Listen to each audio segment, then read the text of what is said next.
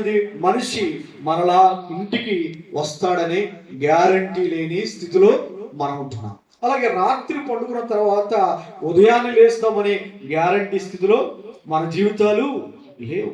అలాంటి పరిస్థితుల్లో కూడా దేవుడు మనతో ఎల్లప్పుడూ మనతో ఉంటూ ఆయన మనల్ని బలపరుస్తూ మనకు సహాయం చేస్తున్నాడు. భక్తుడైన కీర్తనాకారుడు మాట్లాడుతున్నాడు, నా ప్రాణమా యెహోవాను సన్నుతించుము, నా అంతరంగమునున్న సమస్తమా. తన అంతరంగములో ఉంటున్న ప్రతి అవయాన్ని గురించి మాట్లాడుతున్నాడు. తన అంతరంగములో ఆయన పరిశుద్ధ నామమును సన్నుతించుకొని దేవుని యొక్క వాక్య భాగంలో మాట్లాడుతున్నాడు. నా ప్రాణమా యెహోవాను సన్నుతించుము, ఆయన చేసిన ఉపకారములు దేనిని మరొకడు. దేవుని స్తుతించున్నాడు.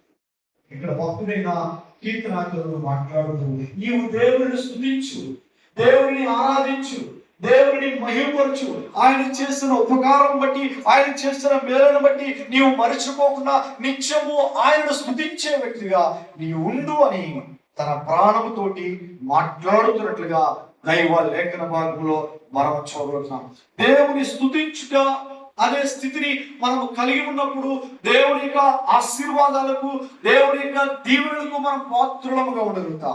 స్తుతించుట అనేది యథార్థవంతులకు శోభస్కరమని దైవ లేఖన భాగంలో భక్తుడైన గ్రంథకర్త కీర్తనాకారుడు మాట్లాడుతున్నట్లుగా మనం చూడగలుగుతాం. ఎప్పుడైతే మనం దేవుని స్తుతించగలుగుతామో, దేవుని ఆరాధించగలుగుతామో, దేవుని మహిమపరచగలుగుతామో, మన యొక్క స్తుతి ఆయన వింటాడు. మన స్తుతులపై ఆయన ఏం చేస్తాడంట, ఆసీనుడై ఉంటాడని